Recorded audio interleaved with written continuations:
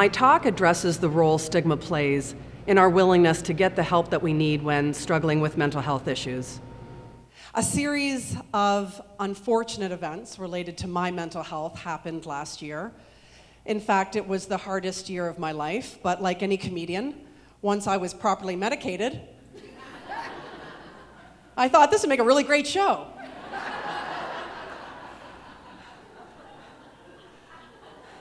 And so here we are.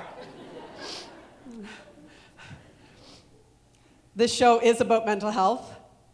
This show has some serious parts that touch on some sensitive topics. However, during those parts, I will deflect our emotions with humor. Because if it works in therapy, it can work on stage. I'm just kidding. It doesn't work in therapy. They all know that trick.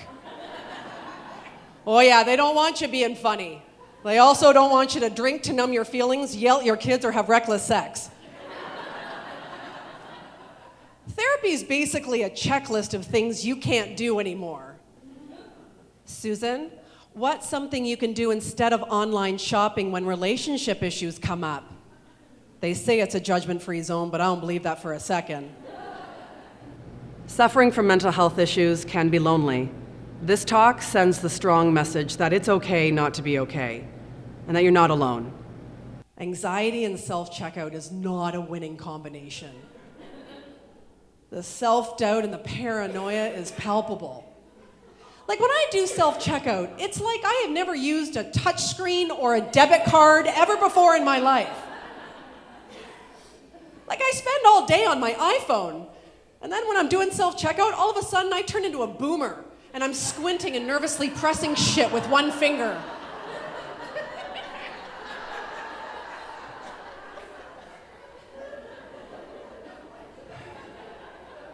Barcode, barcode, barcode, barcode, barcode, barcode, barcode. Where the hell's the barcode? How can this thing not have a goddamn barcode? Oh, there it is. Bing. Please see attendant.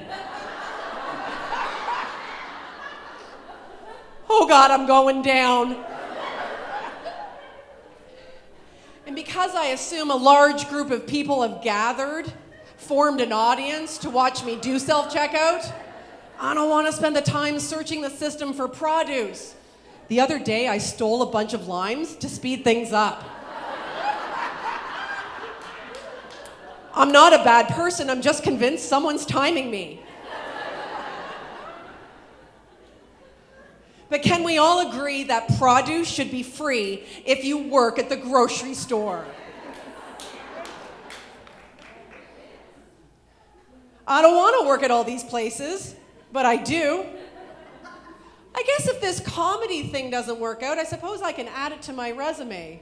Cashier at Walmart, Sobeys, Canadian Tire, Shoppers Drug Mart, Michaels. Yeah, Michaels. Michaels has self-checkout because so many people are buying glitter pens and pipe cleaners. Apparently they're overrun and need the public to pitch in and help.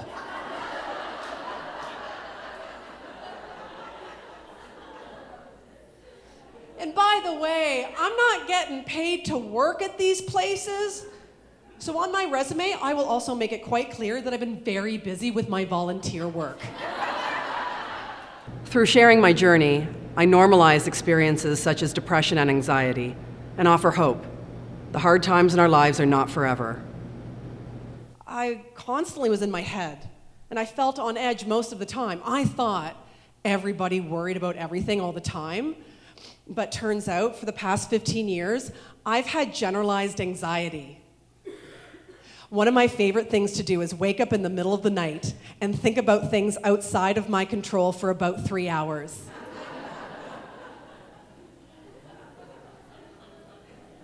Yeah.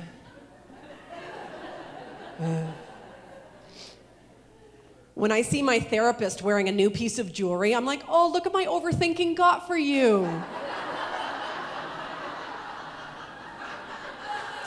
So pretty. You're welcome.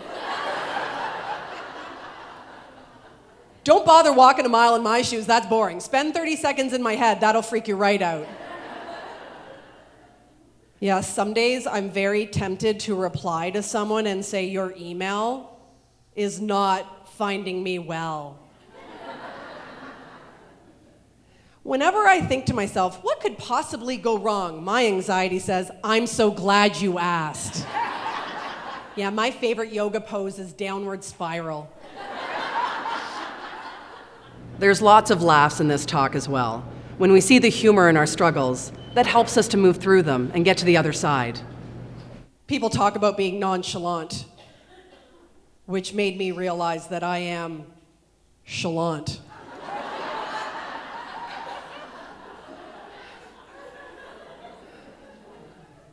Very chalant.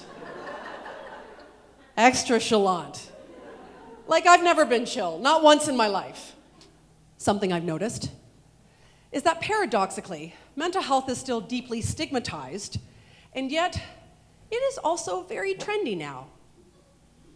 Yeah. Nobody worries anymore, they have anxiety. Nobody has the blues, they're depressed. We used to be lonely, now we're codependent.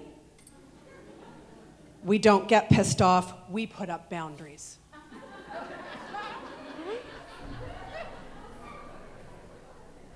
It's all a little bit happening right now. But this is rather generational, right? This is rather generational because the baby boomers are like the exact opposite, right? The boomers are the great avoiders, the great minimizers. As they sit there sipping on their scotch, bouncing their leg incessantly, they will assure you that everything is fine. Oh, for God's sakes, I'm not paying someone to talk about my feelings. Now, on the other end of the spectrum, right, we've got Gen Z. They're very self-aware. They ask for therapists for Christmas. Speaking of which, because, therapy is rather cool now, right? It's gone a bit mainstream, right? We can agree with that. Therapy's kind of cool now. But because of that, we're pathologizing every behavior, right? Like you deep clean your bathroom, you've got OCD. You're naturally nervous about starting a new job, imposter syndrome, right? Mood swings, bipolar. Can't focus, ADHD. Telling someone you're triggered is how you win an argument in 2024. I got very triggered by what you just said. You're gonna have to go. This talk gives people permission to laugh at their struggles.